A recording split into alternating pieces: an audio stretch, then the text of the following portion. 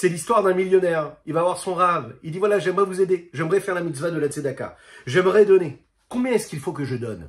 J'ai des millions. Combien je dois donner? Le rave le regarde comme ça avec un sourire et lui dit, tu sais, la mitzvah de la tzedaka, tu l'accompliras lorsque tu donneras et que ça te fasse mal. Il faut que ça te fasse mal. Si ça te fait mal, c'est que tu as fait vraiment la mitzvah. Si tu sens que c'est facile pour toi, alors ça veut dire que le mitzvah n'est pas bien accompli. C'est l'histoire d'un autre millionnaire qui va voir son rave et qui dit au rave, dites-moi, donnez-moi une réponse. J'aimerais vous demander un conseil et je suis prêt à vous donner en retour beaucoup d'argent. Beaucoup d'argent. Le rave lui dit, il n'y a pas de problème, quel est le conseil que tu as besoin? Un conseil de vie. D'accord, il n'y a pas de problème, je répondrai à tes questions. Et le riche te demandait, mais combien vous voulez? Il se disait certainement que ce rave-là allait demander des millions. Le rave lui a répondu, il lui dit, non, ce que j'attends de toi, c'est que tu prennes sur toi d'apprendre 100 pages de Gemara, 100 d'Apim, recto verso, que tu étudies la Torah. De quelle façon nous faisons la tzedaka? De quelle façon nous accomplissons cette tzedaka? Et pourquoi est-ce que la mitzvah de la tzedaka est si particulière? C'est ce que nous allons voir aujourd'hui dans notre partie du Tanya, que nous allons étudier tout de suite, juste après ces quelques notes de Nigun, qui, je vous le rappelle aujourd'hui, seront un petit peu plus mélancoliques, vu que nous allons consacrer cette étude-là à la mémoire de ces personnes, nos frères juifs qui ont été assassinés hier à Be'er Sheva en Eretz Israël. Il faut le savoir, on vit dans cette réalité-là, et c'est terrible. Donc il faut penser à eux. Leur souffrance, c'est notre souffrance. C'est le Ham Israël, c'est ça l'amour du prochain. Donc que ce soit cette étude-là dédiée donc à leur mémoire Be'ezrat Hashem, et qu'on puisse rajouter encore plus de lumière dans le Ham Israël, afin de faire disparaître toute larme sur tout visage. Que Dieu vous bénisse si vous partagez et likez, commentez cette publication, afin que nous soyons encore et toujours plus à étudier cette chassidoute-là.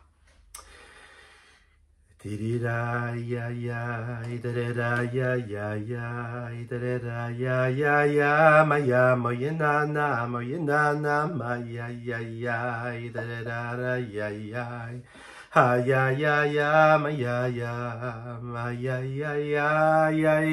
idera ya ya.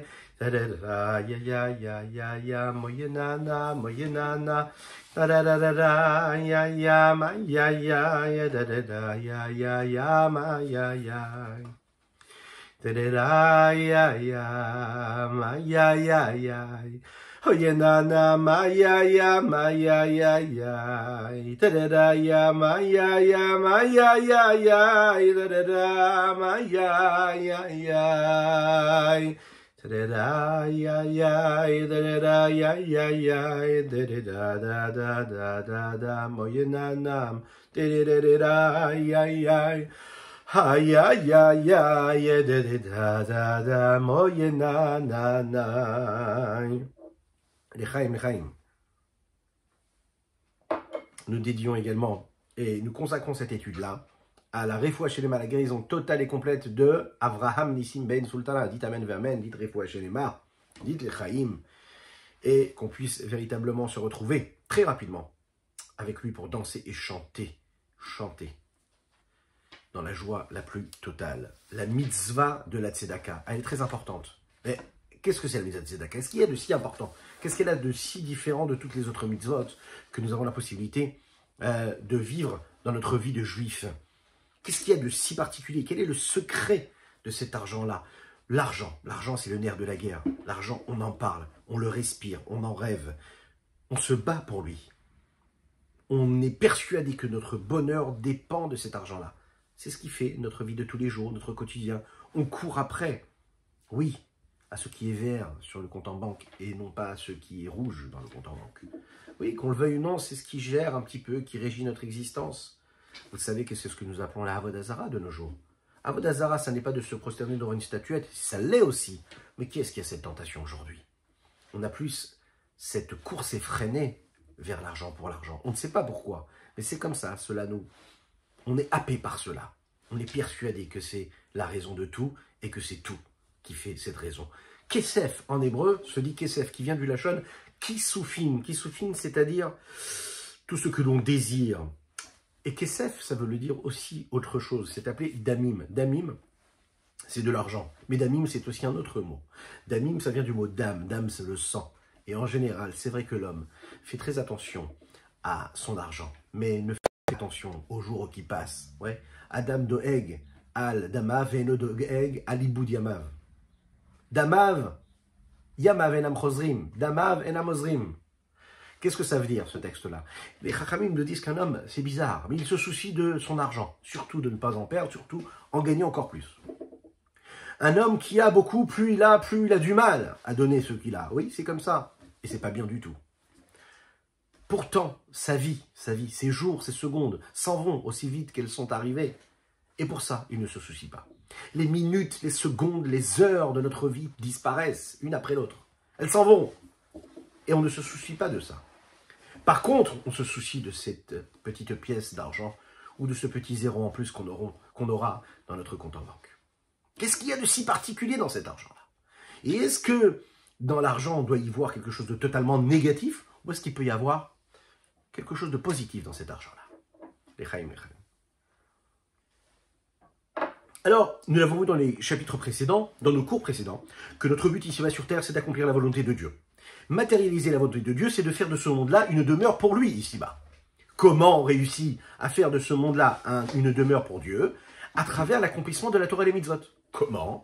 Parce que quand on utilise une mitzvah, ça veut dire qu'on fait une mitzvah à travers un objet matériel, physique, que ce soit du minéral, du végétal, de l'animal, ou même parce que l'homme le fait, il est en train de consacrer, de sanctifier, d'élever ce qu'il a utilisé à travers cette matière-là comme un moyen de sanctification. Et il se connecte à Dieu à travers cela, et donc il libère la divinité qu'il y avait dans cet objet qui était enfermé.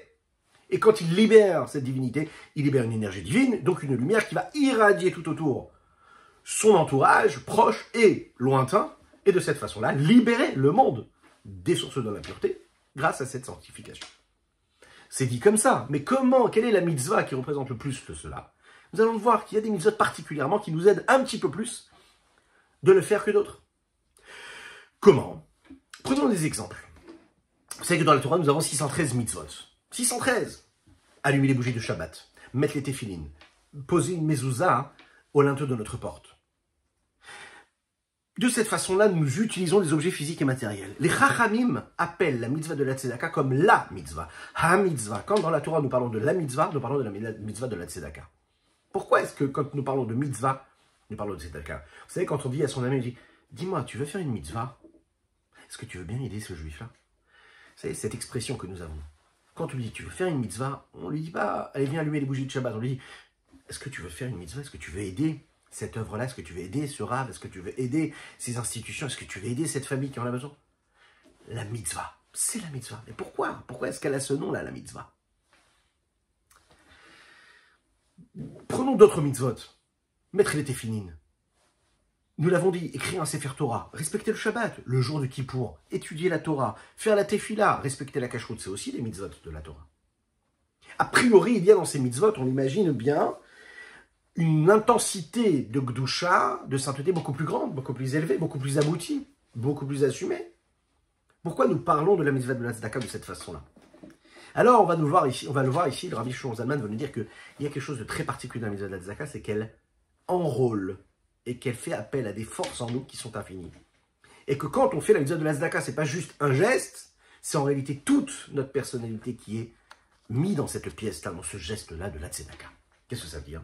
Toute notre énergie, elle est utilisée, elle est consacrée pour cela. Quand on fait la mitzvah d'allumer les bougies de Shabbat, alors c'est la main qui prend la petite bougie, qui va allumer la mèche qui est sur la bougie, et qui va accomplir cette bénédiction en faisant la bénédiction de la bougie de Shabbat, qui fait la mitzvah. Quand on met les téphilines, c'est la main droite qui va enrouler les lanières sur la main gauche qui accomplit cette mitzvah-là. Posée sur la tête qui accomplit la mitzvah, la main qui a posé sur la tête. C'est pas tout le corps, a priori. La mitzvah de la tzedaka, elle prend et elle introduit tout le corps. Pourquoi? Parce que c'est tout le corps qui fait la mitzvah. Pourquoi? Parce que comment tu as eu cet argent-là? Parce que tu es parti travailler. Et quand tu as travaillé à la sueur de ton front, ou même en investissement, en mettant de côté l'inactivité qui aurait pu être celle de ton existence, la paresse que tu aurais pu avoir, et tu prends ton énergie, tu vas travailler, tu vas gagner un petit peu plus d'argent, et que cet argent-là, tu prends une partie et tu la donnes à la tzedaka, eh bien tu as mis et tu as consacré en réalité toutes les actions, toutes les minutes que tu as passées pour gagner cet argent. Lechaim, lechaim. Si jusqu'à maintenant nous avons parlé du fait que dans chaque mitzvah il y a une forme de spiritualité, et que précisément dans la mitzvah de la tzedaka il y a plus de matérialité, on comprend qu'au contraire, c'est précisément de par le pan matériel qu'il y a dans la mitzvah de la tzedaka qu'on réussit à atteindre en réalité l'objectif le plus grand, et donc arriver même à la centralité même de cette mitzvah et de la mission que nous avons ici-bas sur terre. Regardons un petit peu ce qui est dit dans les mots du Tanya. Par pour comprendre ce que les Chachamim ont abondé dans ce sens-là. Il faut accomplir la mitzvah de la tzedaka. Faites la mitzvah de la tzedaka encore et encore. Qu'est-ce qu'il y a de si particulier? Pourquoi on en parle? Parce qu'il faut savoir que la tzedaka avait amrou, bimod la tzedaka, amrou shishkula keneged que la mitzvah. Dans le Talmud traité Baba Batra, il est dit que la mitzvah de la tzedaka équivaut à toutes les autres mitzvot. Ou bechol Talmud Yerushalmi hi nekret beshem mitzvat stam. Dans le Talmud Yerushalmi, elle est appelée la mitzvah. Pourquoi? On avait l'époque du Talmud Yerushalmi de parler de la mitzvah de la tzedaka comme étant la mitzvah. Par excellence, parce que c'est l'essentiel même de toutes les autres mitzvot.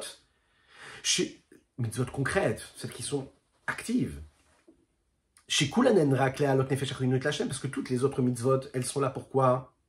Pour élever la vitalité, la vitale qui est consacrée à Dieu. Parce que c'est cette âme vitale qui s'habille à travers les gestes, à travers les actes qui accomplissent telle ou telle mitzvah, afin d'inclure la lumière de l'infini du Saint béni soit-il qui est habillé à l'intérieur.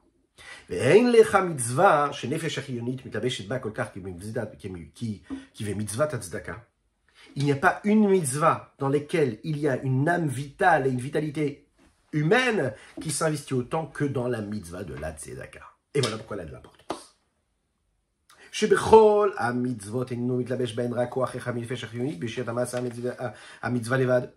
Parce que dans toutes les autres mitzvot, on n'utilise qu'une forme d'énergie, une vitalité qui est bien définie pour la mitzvah proprement dit, et pas tout le reste du corps. Dans la tzedaka que l'homme donne de quoi? De son labeur, de la fatigue de la paume de ses mains, et qui donne cet argent-là, toute la force de son âme vitale est habillée dans cet acte-là concret, dans le travail qu'il a investi, ou bien tout ce qu'il a investi dans son business, dans son commerce, et ce qu'il a pu gagner comme argent. Et quand il donne cet argent à la tzedaka, il fait monter en réalité toutes ses énergies et toute l'âme vitale qu'il a en lui vers Dieu. Vous allez me dire maintenant celui qui reçoit un héritage, et qui ne s'est pas fatigué pour gagner ce qu'il a gagné. D'accord? On a pris le téléphone, on a dit, t'as gagné quelques millions, plusieurs millions, ce qu'on souhaite à chacune et chacun d'entre nous. Ouais. Il n'a pas travaillé, il ne s'est pas fatigué. Alors, regardez ce que dit le Tanya. Avec cet argent, tu aurais pu partir en vacances, faire le tour du monde, t'acheter 5, 6 voitures, 10 maisons. Une ville avec piscine, non, pas seulement, 3 piscines, ok? Intérieur, extérieur, et une qui est en même temps intérieure et en même temps extérieure. Ça doit exister, je ne sais pas.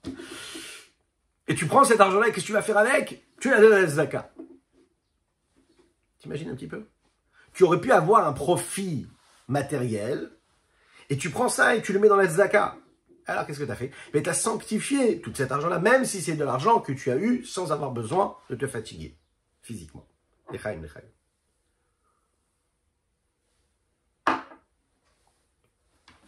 C'est la raison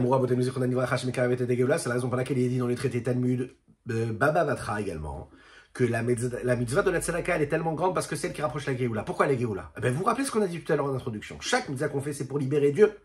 On libère quoi, Dieu? C'est-à-dire qu'on permet à la divinité qui se trouve dans chaque objet, de chaque moment de vie, dans chaque instant de vie, dans chaque action minérale, végétale, animale ou homme, on libère la lumière de Dieu.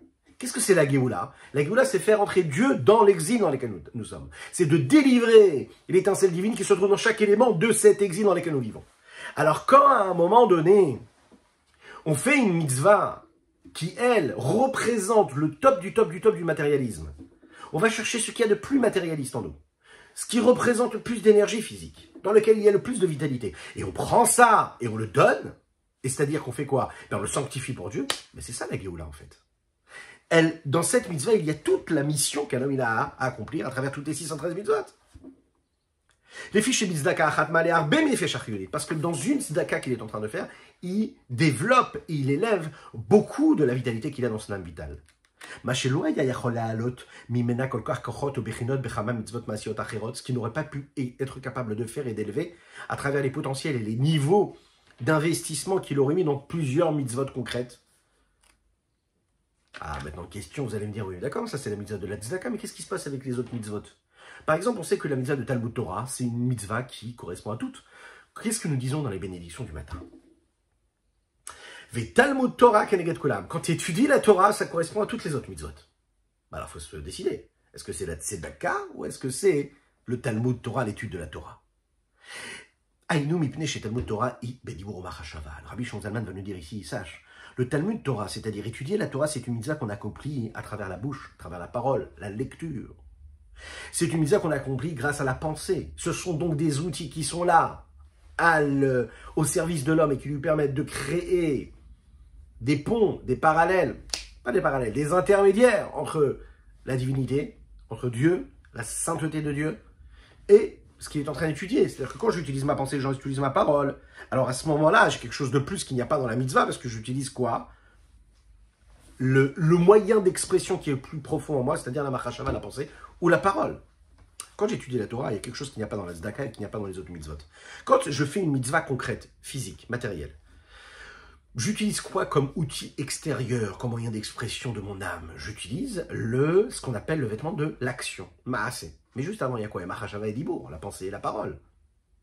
Quand j'étudie la Torah, l'essentiel, c'est de mettre à l'évidence et en évidence et de mettre à contribution ma pensée et ma parole. Donc je crée un lien direct avec le divin qu'il y a à l'intérieur d'elle, à savoir quelque chose de très profond. Quand je donne tzedaka, c'est a priori un acte, a priori, qui peut paraître très très éloigné. Ça peut être considéré comme un acte de bienveillance, de pitié, de miséricorde. Pourquoi Dieu dans cet acte-là? C'est ça qui est très très très fort. C'est la raison pour laquelle le lien qu'il y a dans cette mitzvah-là, il est beaucoup plus matériel aussi, et donc beaucoup plus grand, il a beaucoup plus d'incidence. Le lien que je vais avoir quand j'étudie la Torah, il est plus profond, parce qu'il va faire partie de ma conscience, de mon intellect, du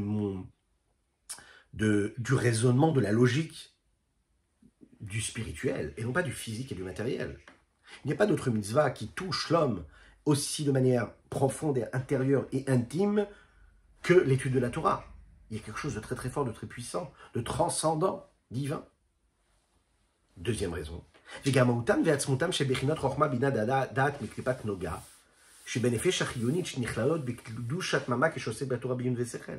faut savoir que quand on étudie la Torah, ce n'est pas juste la pensée qu'on met à contribution, mais les différentes parties de notre pensée, à savoir la chorma, la sagesse, le discernement, la compréhension, la conscience, le savoir, la connexion de tout cela. Et tout est investi de la gloucha de la sainteté au moment où j'étudie, avec profondeur et avec intellect. Chacun en fonction de ses capacités, le potentiel de compréhension, de saisissement s'unit avec l'étude qu'il est en train de produire, ce qui n'y est pas le cas dans les autres mitzvot que je suis capable de faire, qui sont accomplis par un des membres du corps.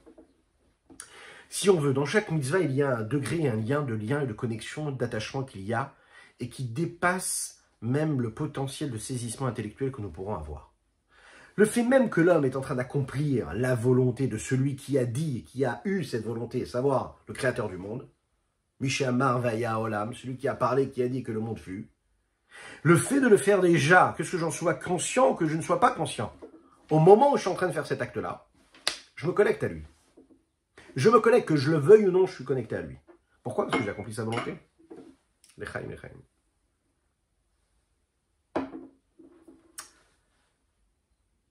Quand j'étudie la Torah, il y a un niveau qui est plus élevé. Quand j'étudie la Torah, je suis en train de faire une mitzvah, mais qui n'est pas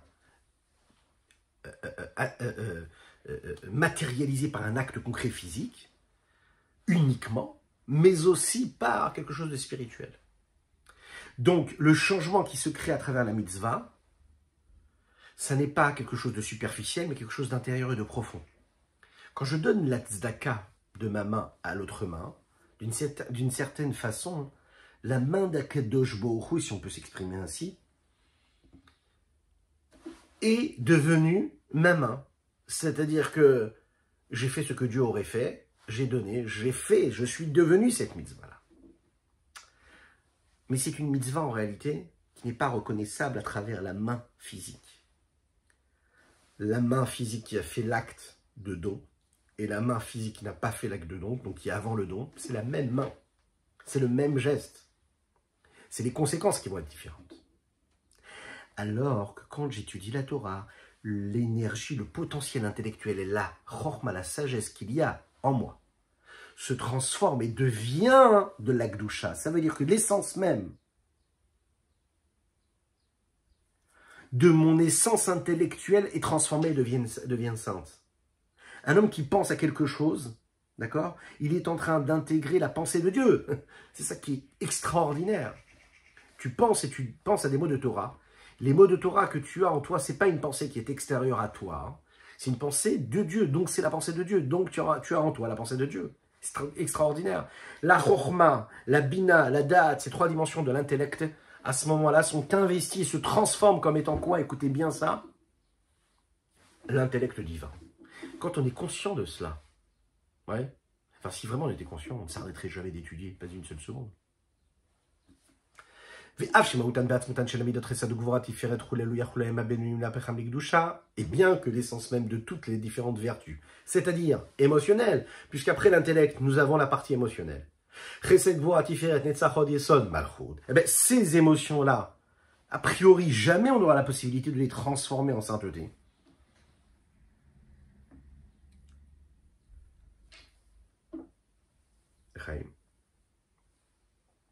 On va voir qu'il y a des moments, par exemple, quand on est en train de faire la tefila. Okay, quelqu'un qui fait la tefila, qui a une bonne kavane, une bonne concentration de pensée. Et on n'a pas l'impression que les potentiels intellectuels sont là pour déranger et pour empêcher l'homme de prier comme il faut. Parfois, ces potentiels intellectuels sont même à son service et lui permettent de comprendre un petit peu mieux ce qu'il est en train de dire, de s'attacher avec le message que la tefila est en train de lui offrir. Ils sont empruntés, c'est-à-dire que on emprunte l'attribut de bonté, l'attribut de miséricorde, l'attribut de crainte de Dieu qui vient de la mida, de la vertu de Gvoura. On utilise, quand on fait par exemple la tefila, l'amour de Dieu. Et l'amour de Dieu, c'est quoi? C'est pas quelque chose d'intellectuel, c'est quelque chose de ressenti. Et on développe cet amour-là comment en empruntant la notion d'amour, c'est-à-dire la vertu de chesed qu'on a en nous. À ce moment-là, on l'utilise, mais on ne la transforme pas. En fait, c'est une différence qui est vraiment fondamentale qu'il y a avec ce qui est par exemple une émotion qui pourrait provenir de l'âme animale. Les émotions de l'âme animale, elles sont liées avec ce que l'homme est. Elles vont de manière objective dans différentes directions. Lorsqu'un homme il ressent par exemple une attirance particulière pour quelque chose, c'est que cette attirance, c'est l'expression d'un objectif, de quelque chose qui existe déjà. Ça veut dire que, pourquoi est-ce que je suis attiré? Je suis attiré par quelque chose qui est déjà en moi. Sinon, j'en serais pas du tout attiré. En nous, nous n'avons pas la possibilité assez forte et émotionnelle qui serait un potentiel émotionnel qui serait universel et non concerné. Ça n'existe pas. Le potentiel émotionnel n'est obligatoirement que dirigé vers quelque chose que nous avons déjà connu. Nous reproduisons, nous recherchons quelque chose que nous avons ressenti en nous quelque part. Alors attention, ça peut être une émotion d'attirance ou de repoussement. Ça peut être les deux. Mais c'est quelque chose que nous avons déjà connu. C'est-à-dire qu'il fait appel à quelque chose en nous. Et puisque l'âme animale, d'une certaine façon, est l'expression spirituelle du corps, puisque l'âme animale, ça reste une âme, mais elle est animale, donc elle est l'expression de ce que le corps ressent, donc automatiquement elle exprime de cette façon-là les objectifs que le corps pourrait avoir, qu'il a déjà connus. Donc ses volontés. Par contre, les potentiels intellectuels, c'est-à-dire les différentes façons, différentes facettes de l'intellect, différents niveaux, que ce soit la chorma, la bina, la da'at, la sagesse, la compréhension et le savoir et la conscience, elles ne sont pas dirigées dès le départ, elles ont cette forme de neutralité. C'est-à-dire que même dans ces étapes-là de conscience, de potentiel de saisissement intellectuel, il n'y a pas quelque chose qui les pousse à aller dans un sens ou dans un autre. Il y a une neutralité. C'est une force qui peut changer, en fait, en fonction de la direction qu'il choisira, qui sera initiée par une volonté, une volonté qui va même précéder la chorma, la sagesse, puisqu'on le sait. Et plus ce sera difficile, et plus même ce deviendra impossible de changer les potentiels objectifs intellectuels que l'on pourrait avoir,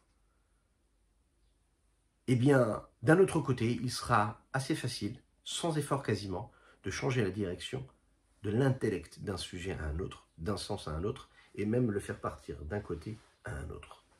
Autant ça va être difficile de changer la volonté, autant ça va être très facile de changer d'une idée intellectuelle à l'autre. Pourquoi? Parce qu'il n'y a pas cet ancrage émotionnel qu'il pourrait y avoir dans les émotions. Les chaim. Aïno, qu'est-ce qu'il dit ici le Rabbi Shimon Zalman?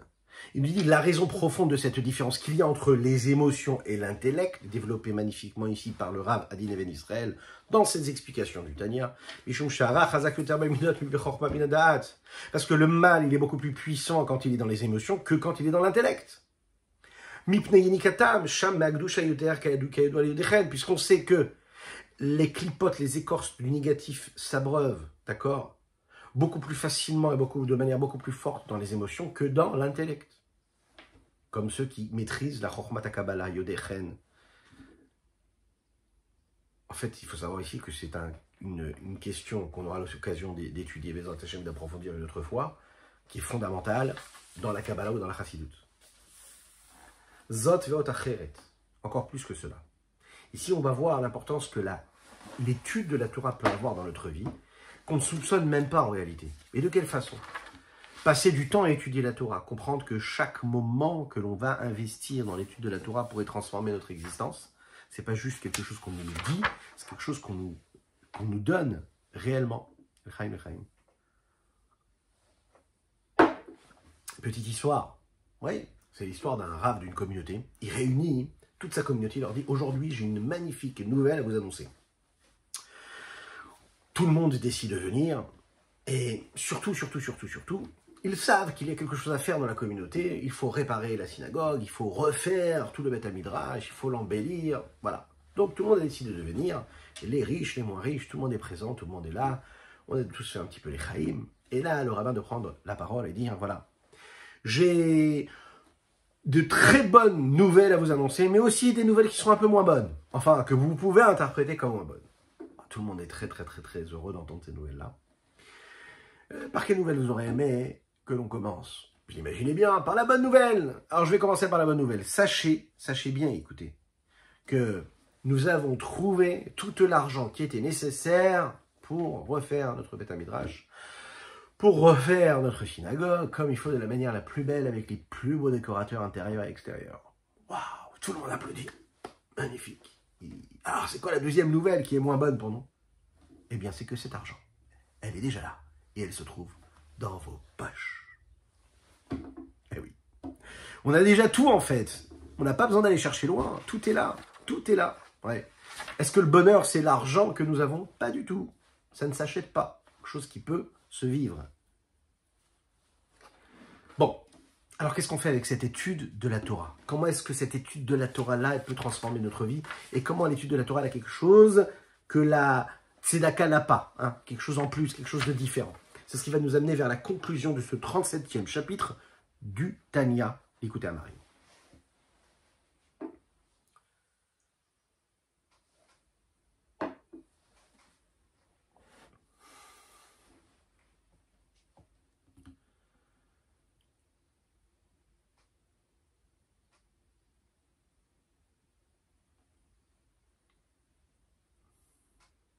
Qu'est-ce qu'il y a de plus important dans la mitzvah d'étudier la Torah qu'il y aurait dans la mitzvah de faire la tzedaka? Qu'est-ce qu'il y a de si particulier? Alors pour comprendre, il suffit de voir et de se rappeler quel est notre objectif. Notre objectif, nous l'avons dit, c'est de dévoiler la dimension divine qu'il y a partout, dans tout et en tout, tout le temps. Quand j'étudie la Torah, j'utilise mon intellect par rapport à tous les autres membres de mon corps qui peuvent être utilisés pour les autres mitzvot. Nous avons 248 mitzvot positives à accomplir. Elles correspondent aux 248 membres que nous avons dans notre corps. Le Zohar rajoute que ces 248 membres dont nous parlons ici, ce n'est pas seulement les 248 membres de l'homme, mais c'est aussi les 248 membres d'Akadosh Baruch Hu, de Dieu, puisque l'homme est à l'image de Dieu. Akadosh Baruch Hu, celui qui donne cet ordre-là, qui donne cette recommandation-là, est aussi mis à contribution, et lorsque je fais un geste, lui aussi fait le geste. De la même manière que les membres du corps sont le moyen d'expression de la volonté de l'âme, alors les mitzvot aussi sont le moyen d'expression de la volonté de Dieu. Par rapport à la Torah, il n'est pas dit qu'elle est représentée par un des membres du corps, un des membres de Dieu, un des membres du roi. On nous dit que la Torah, c'est Chochmat Hashem, c'est la sagesse de Dieu. Lorsqu'on réfléchit, qu'on cherche à savoir où est-ce que l'âme se trouve le plus, est-ce qu'elle se trouve plus dans le cerveau ou dans les autres membres du corps? Et quand on est capable de réfléchir à ça, on pourra comprendre le rapport qu'il y a entre la Torah et les mitzvot. Le postulat de base, c'est de se dire que l'âme se trouve non pas seulement dans notre tête, bien qu'on ait tendance à le penser, mais qu'elle se trouve dans tous les membres de notre corps. Le sang, qui est Adam ou Nefesh, l'âme c'est le sang. Le sang, lui, il coule dans nos veines, il coule dans tout, il traverse tous les membres de notre corps. Il va donner l'énergie, il irrigue tous les membres de notre corps. Si, Chaz Veshalom, que Dieu nous en préserve, il y a un des membres qui ne peut pas permettre ce passage de sang, il y a un problème tout de suite.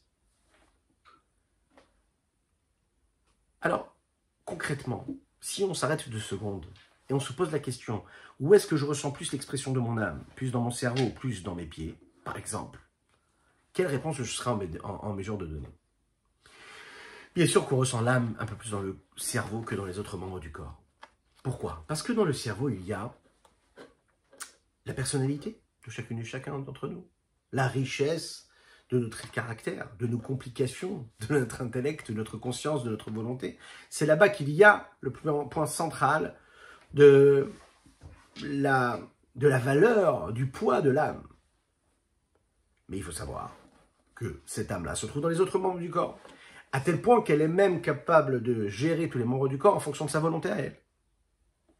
Le carrefour névralgique, on va le dire, lui, où est-ce qu'il se trouve? Dans le cerveau. Mais tout ce qui peut se passer après, ça va dans tous les autres membres du corps. Une fois qu'on a compris cela,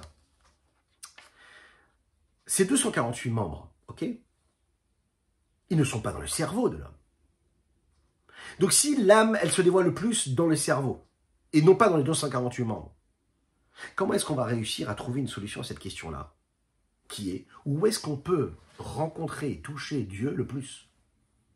Est-ce que c'est dans l'étude de la Torah, dans le moar, dans le cerveau, ou est-ce que ça va être dans l'accomplissement des mitzvot, dans les 248 membres? La Torah, c'est la sagesse de Dieu, qui est appelée les mouchin. Mouchin, la partie cérébrale. Les mitzvot, c'est les membres de Dieu. De la même manière que l'âme se dévoile le plus dans le cerveau, sans commune mesure par rapport aux autres membres du corps, la même chose, il faut comprendre que la lumière d'Akadosh Baruch Hu se trouve dans la Torah de manière dévoilée, sans aucune mesure avec les autres mitzvot.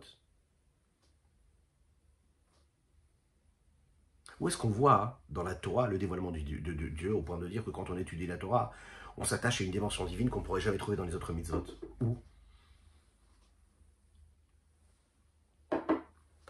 Quand on étudie les nuances profondes et spirituelles qu'il y a dans la Torah, qui parlent de l'existence de Dieu à travers notre monde ici-bas, mais aussi dans les mondes supérieurs, on peut ressentir de manière très claire la sainteté très élevée qu'il y a dans la Torah.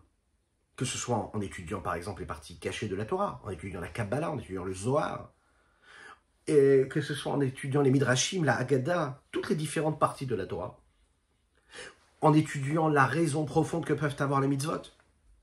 Si ce sont des idées extraordinaires qu'il peut y avoir ici, Baruch Hashem, dans l'étude quotidienne que nous faisons du Tanya ou de la Chassidoute globale, de la Chassidoute Chabad en particulier, lorsqu'on étudie tous ces sujets-là, alors on peut ressentir une présence et une sagesse divine qui dépassent tout. Le regard sanctifié de Dieu sur le monde, nous l'avons quand on étudie ces parties-là de cachées de la Torah.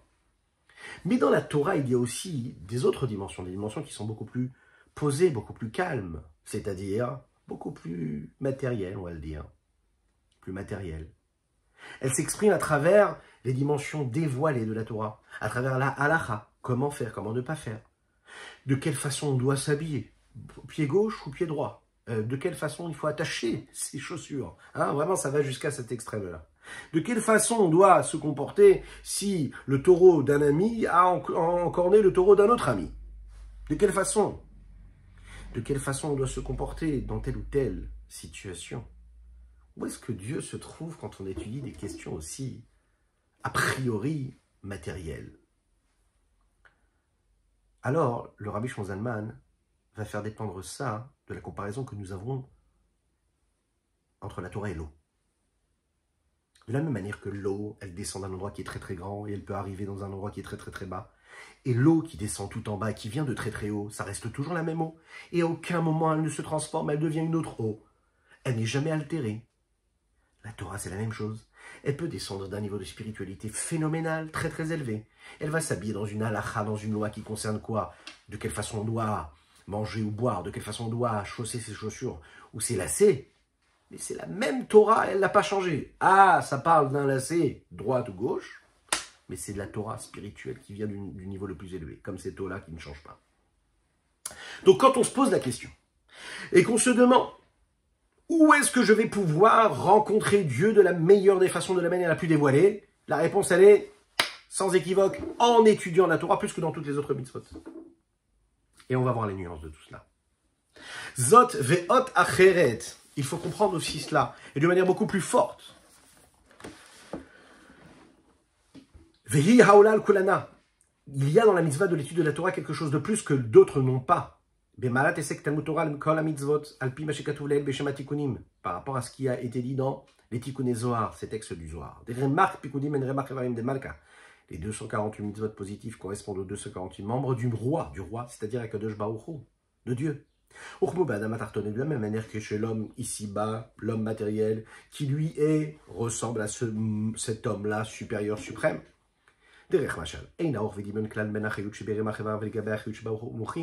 Il n'y a aucun rapport et aucune comparaison possible entre la vitalité qu'il y a dans ces 248 membres par rapport à la vitalité qu'il y a dans son cerveau. C'est son intellect qui se sépare en 3 niveaux. Chorma, Bina, Da'at, ces 3 niveaux-là. Okay? Donc ça veut dire qu'il y a une différence, non pas seulement quantitatif, mais aussi qualitatif. C'est vraiment ce qui se passe ici. Kacham Mamash, c'est intéressant de voir ici le Zohar qui dit Kacham Mamash, véritablement. Enfin, le Rabbi Shimon Zalman qui rapporte cette expression-là, qui est a priori paradoxale. Si c'est vraiment comme ça, alors comment c'est un machal? Parce que quand on dit Kacham Mamash, ça veut dire que c'est vraiment comme ça. Et après, il dit Derech Machal de manière allégorique. Alors, comment on l'explique? En fait, il faut dire comme ça. Que le machal, c'est Rabbi Israël qui l'explique comme ça.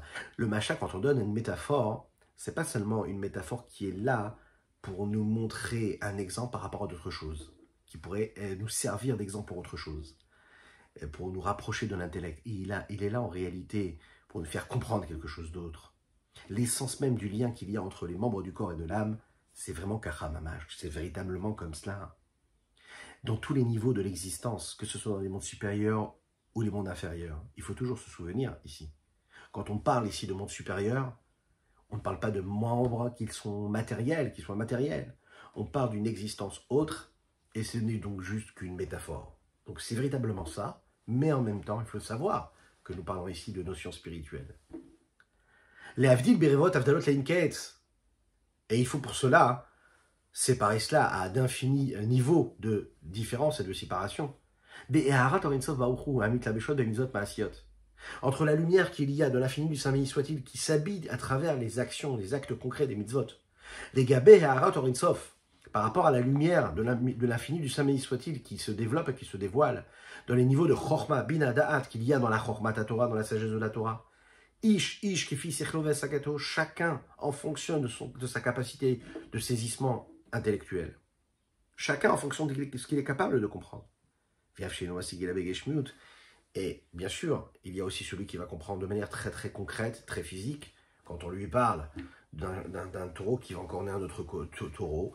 Oui, on peut s'arrêter à quelque chose d'assez banal, d'assez concret, d'assez matériel, et qu'on va se dire, mais Je vois pas de spiritualité dans tout cela.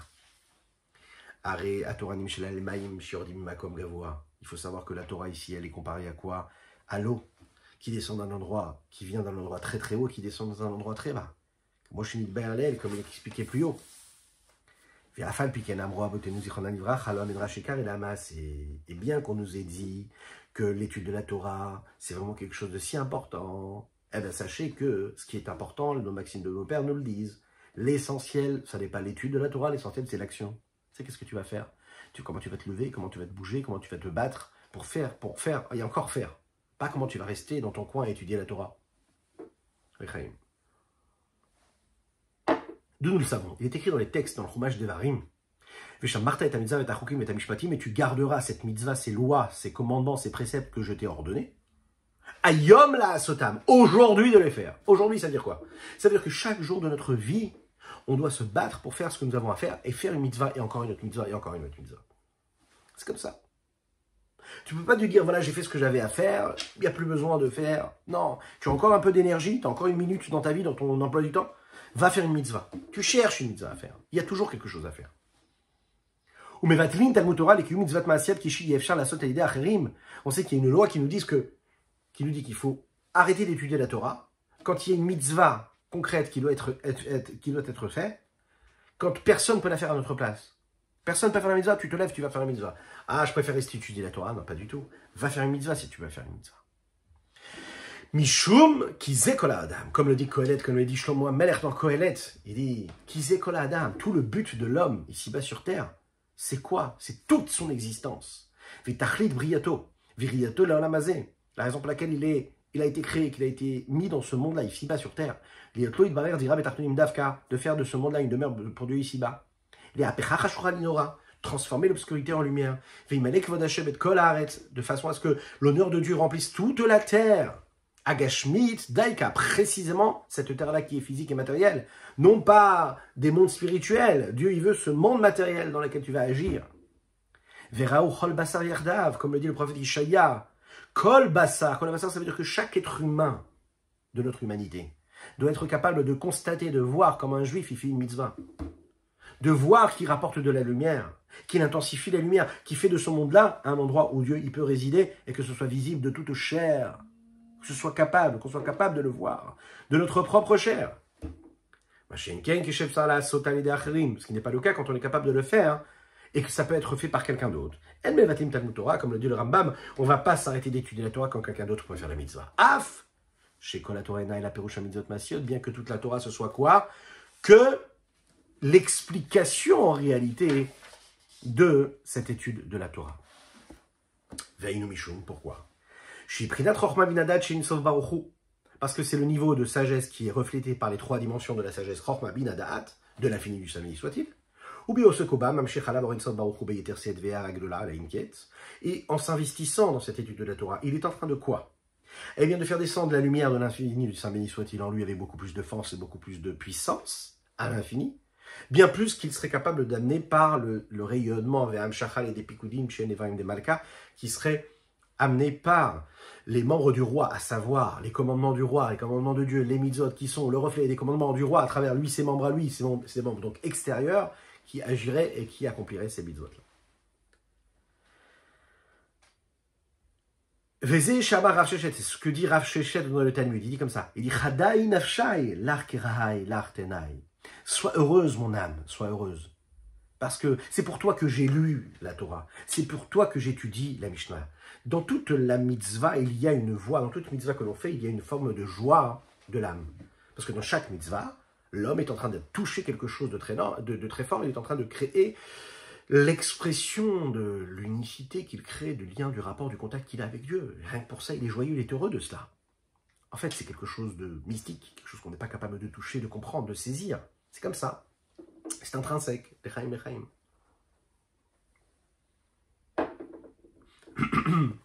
Mais quand on étudie la Torah, il y a une joie qui est supplémentaire. Parce que dans la Torah, l'âme arrive à une forme d'unicité et d'union beaucoup plus profonde. Au point qu'elle soit ressentie et consciente, puisqu'elle est en connexion avec la sainteté. Comme il va être expliqué dans un autre endroit, de manière beaucoup plus longue. Veine. Et on va conclure avec cela. Quand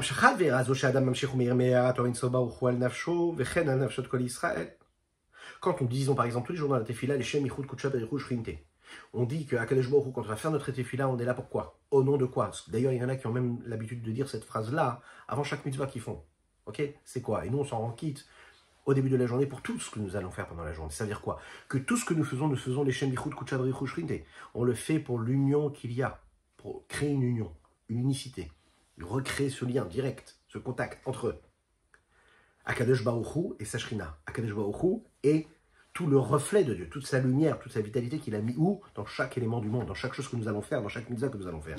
Que quand on fait une mitzvah, on le fait pour ça, pour créer cette union avec Dieu. Parce que grâce à ça, on crée un surplus, un développement, un dévoilement de la lumière de l'infini du Saint béni soit-il. Sur chacune et chacun d'entre nous. Sur notre corps, sur notre esprit, sur notre âme, mais sur tout ce qui nous entoure. Il faut savoir qu'à ce moment-là, cette inclusion-là, elle est appelée comment? Yashrina Knesset Israël Mekom Korkone Shamot Israël. La Shrina dont nous parlons ici, c'est le âme Israël. C'est le lien qui est entre Dieu et la source de toutes ces âmes-là. Comme il est dit plus loin, que Moshe Yidber les Kaman. À l'idée, c'est Torah. L'homme qui est capable de ramener en s'investissant dans l'étude de la Torah et qui va lire la Torah, il apporte quelque chose. Et il va dire quelque chose de magnifique. Comment est-ce qu'on dit en hébreu l'ikro Torah? On dit lire la Torah, d'accord? Lire la Torah, kriyat Torah, lire la Torah. Maintenant, comment est-ce qu'on dit en hébreu d'appeler quelqu'un? Ouais, comment est-ce qu'on appelle quelqu'un? L'ikro, l'appeler. Et en fait, qu'est-ce qu'il nous dit ici l'Admor HaZaken? Quand tu lis la Torah, tu es en train d'appeler Dieu. Tu l'appelles en fait, en réalité. C'est le même mot. Koré Batora Perouche, l'idée c'est que Torah Koré la Kadosh Baruch Hu la voix élave qui vient. C'est un petit peu comme si que l'homme, il explique ici, le Rabbi Shimon Zalman, quand j'étudie la Torah, je suis en train d'appeler Dieu et je lui demande de venir à moi. Qui Adam a Koré la Chavarosh et Yavo Elav, comme un homme qui appelle son prochain, qui lui dit hey, viens par ici. Comme si j'appelle quelqu'un au loin, je dis viens. Quand je lis la Torah, je suis en train d'appeler Dieu et lui dire allez, viens, je t'appelle, viens à moi. Ruben Katan le Corée de Aviv, la voix est là, liot, immo bet safta chada. Regardez comment le Rabbi Shimon Zalman ici emploie ces termes-là. Il dit, c'est comme un enfant qui appelle son père et qui lui dit, viens, bet safta chada. Il veut qu'il soit à côté de lui, qu'il le prenne comme ça dans les bras, qu'il l'entoure. Il ne veut pas rester seul, il ne veut pas être séparé de lui. Il veut être à côté de lui. Pourquoi? On ne sait pas pourquoi. Il veut être à côté de lui, il veut être dans ses bras. Il se sent bien. Eh bien, un juif, quand il lit la Torah, il est en train d'appeler Dieu. Il lui dit, j'ai envie d'être avec toi. J'ai envie que tu m'enlaces. C'est comme ça qu'il faut imaginer l'étude de la Torah. C'est pas seulement l'imaginer, le vivre. C'est ce que nous dit David Amelech dans les Télim que nous disons tous les jours dans la Tefila. Karov Hashem lechol korav. Dieu est proche de tout celui qui l'appelle Behemet. Avec vérité, qu'est-ce que c'est Emet? C'est la Torah. Appelle Dieu avec les mots de la Torah. Dieu il se rapproche de toi. Vehine Emet et la Torah. C'est-à-dire, le sens profond de Koré Ba Torah, c'est quoi? De lire dans la Torah. C'est que je suis Koré à l'idée de la Torah d'Afka. Je peux appeler Dieu précisément grâce à la Torah. Et c'est à ce moment-là qu'il devient proche. Les Apouké, ça exclut donc Mishikore Oto chez l'idée c'est Torah. Et la Tsoek Haba Haba.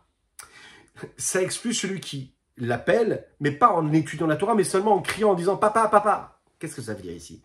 Celui qui crie en réalité, il est en train de dire quoi? Il crie, il éprouve un sentiment. D'accord? Il exprime, par exemple, le fait de languir son père. Il dit, papa, papa, où es-tu? Viens. Et bien qu'il le dit en lisant, c'est une lecture qui n'est pas entendue de la même manière et de l'autre côté, qui ne passe pas d'un extrême à l'autre de l'existence. Par contre, quand la Torah, elle est faite à travers... Par contre, quand j'appelle Dieu, non pas seulement en lisant, papa, où es-tu? Mais en étudiant la Torah, en lisant la Torah, en lisant les Télim, en lisant... Alors à ce moment-là, qu'est-ce que je suis en train de faire?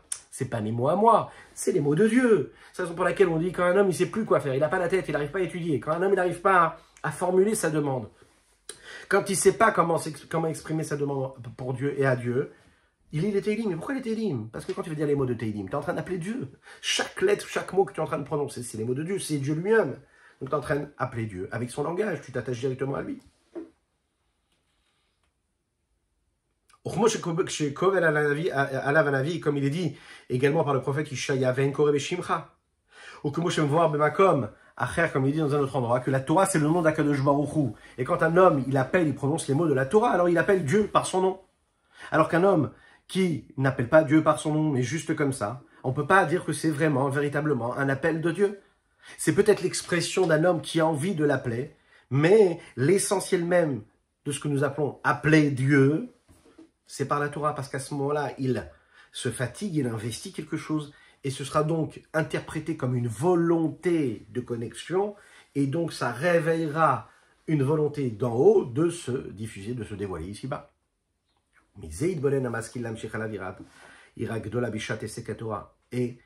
de cela, l'homme, et c'est sur cela que l'homme doit réfléchir et investir beaucoup de temps pour attirer vers lui une grande crainte au moment où il étudie la Torah. Si vraiment on est conscient de cela, à ce moment-là, quand on étudie la Torah, on va l'étudier avec beaucoup plus de concentration, beaucoup plus d'humilité, beaucoup plus de sérieux.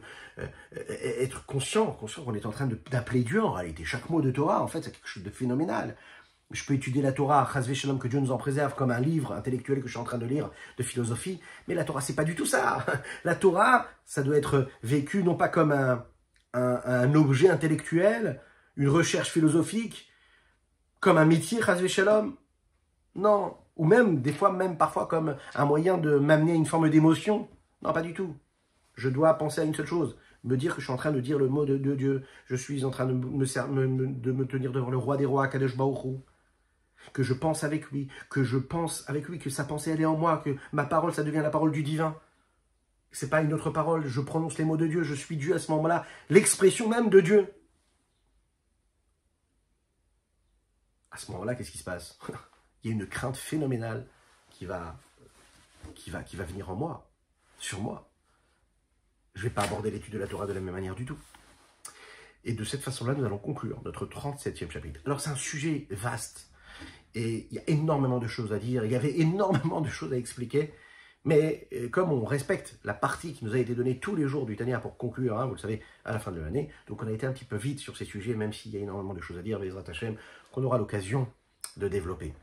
Je vous dis à très très bientôt, je vous invite à partager, à liker et commenter. Nous sommes aussi également présents en podcast, vous savez, donc abonnez-vous sur les chaînes, sur Spotify, sur iTunes, etc. et partagez avec vos amis. Vous êtes la force de ce rendez-vous. À bientôt.